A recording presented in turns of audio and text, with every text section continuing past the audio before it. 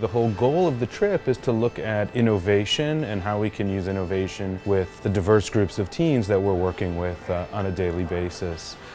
We want them to see their other resources in Atlanta within each other.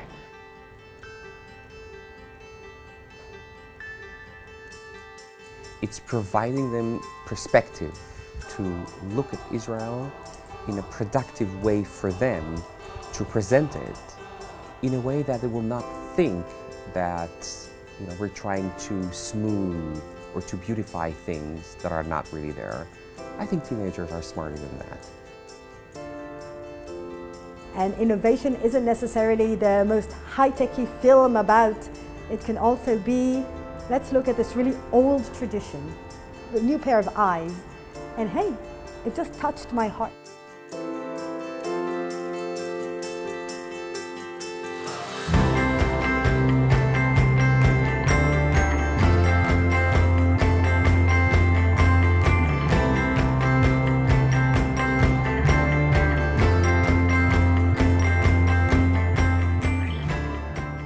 It's not about the technology or the startup nation aspect of Israel, but it's really about just ideas, being innovative in your ideas and being open-minded and seeing things in a different way.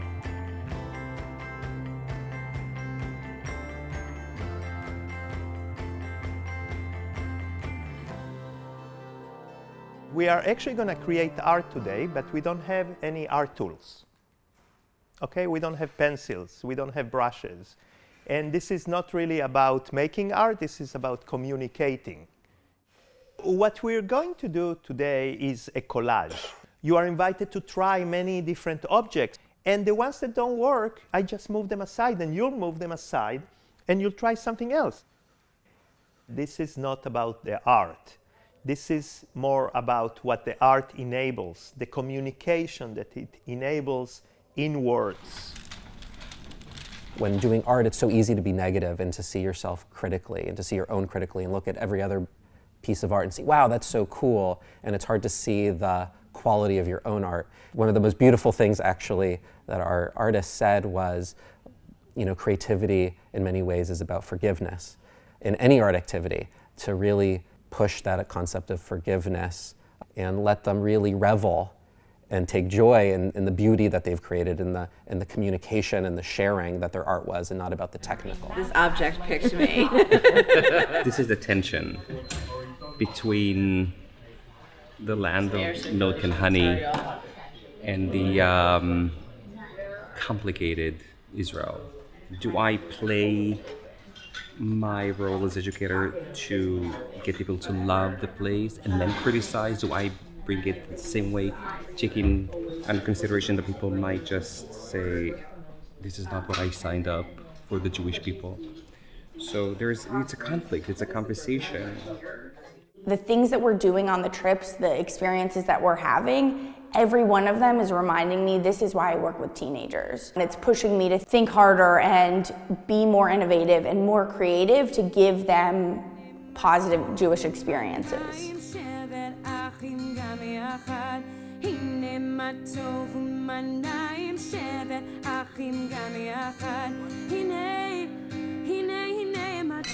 Keep on going. Keep it going.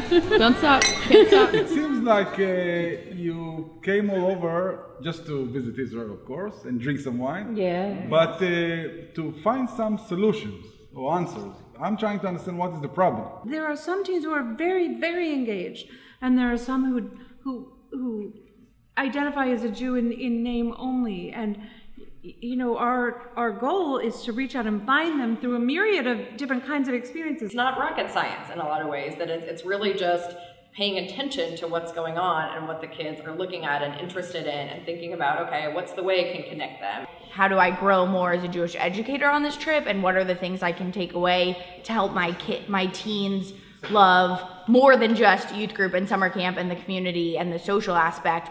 Judaism is not about just going to synagogue. It's about tikkun olam, fixing the world. I felt this way before this trip, and it's just being reinforced and reinforced and reinforced that we have got to be more honest with our teenagers and have real conversations about Israel. Sweet mother, I'm coming home. Sweet mother, I'm coming home. Now I know I'm not alone.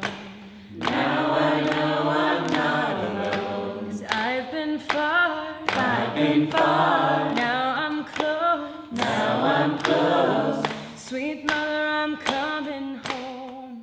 Every other time I've been to Israel, it's been set up in such a way where it shows you the amazing things about Israel, because the intentionality behind the programming is to make you want to support Israel.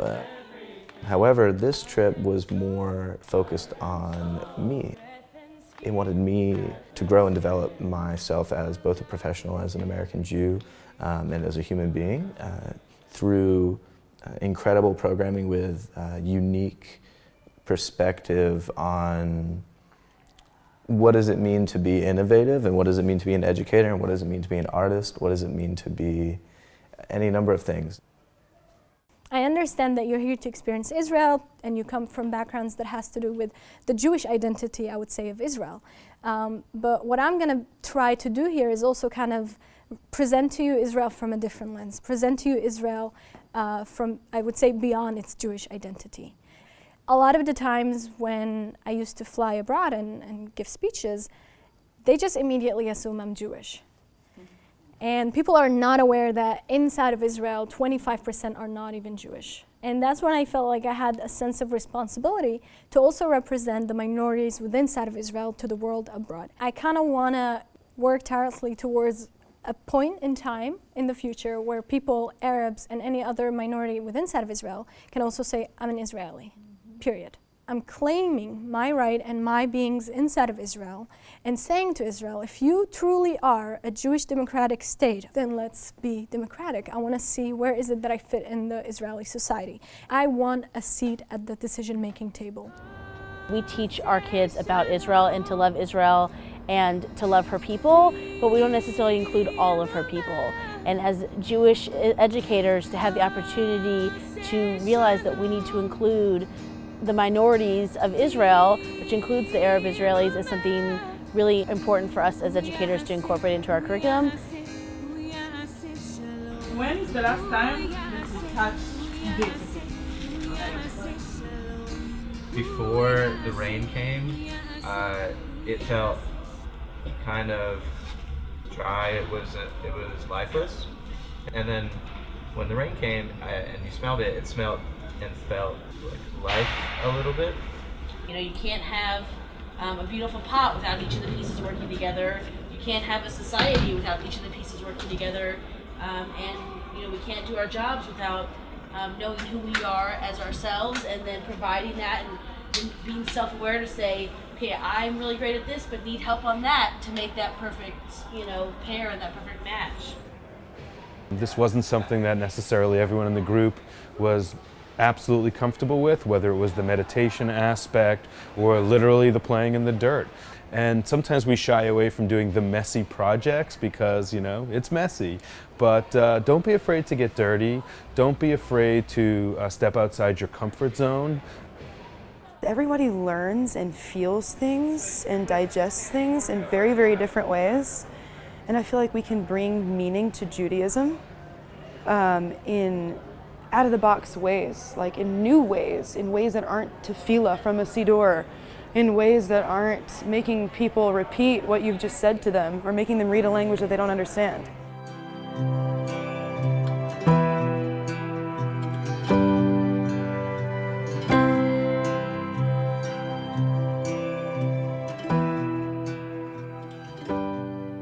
At least one group movement, something you do together. I offered a workshop in devised theater, which is creating theater with components that aren't inherently theatrical. Then you get to choose as many as 3 props off of the prop table. Making up some type of skit is really difficult for me because it's not perfect. So it was definitely outside of my comfort zone. The main takeaway that I wanted them to have was to see the way that using theater can work within their own educational goals. I am Jewish because my soul is in Israel, with the sand and the sea the olive trees. And at the end, I thought it was great because people actually understood what we were doing. I saw the Jewish identities, and then you changed directions, and how your Jewish identity makes you go in a different path. And I was like, what, you understood what we were trying to do? I wouldn't have thought at the beginning that at the end, I would have really, had that big of a takeaway. I could see for myself how I can bring new ways to my teenagers to express themselves through art, through the lens of a camera, through theater, through music.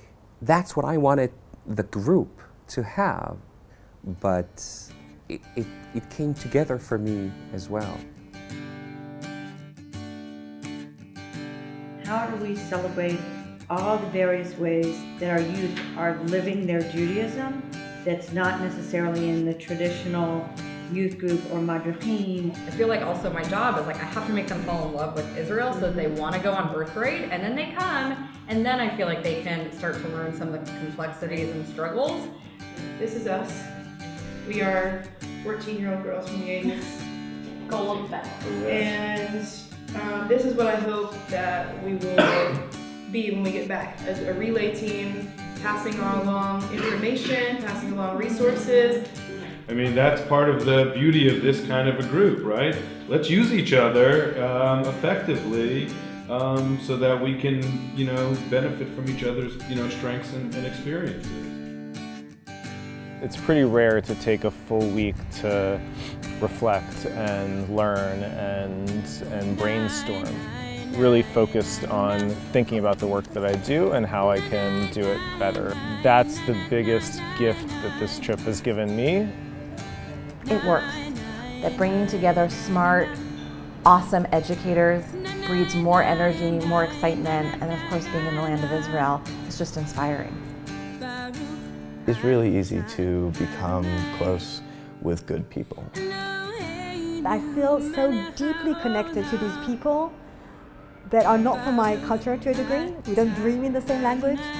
We come from very different realities, but we have something so deep that we share.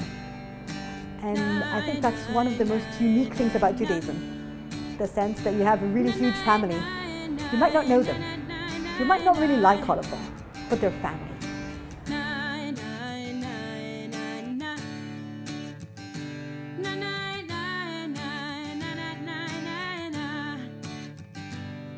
Baruch atah Adonai.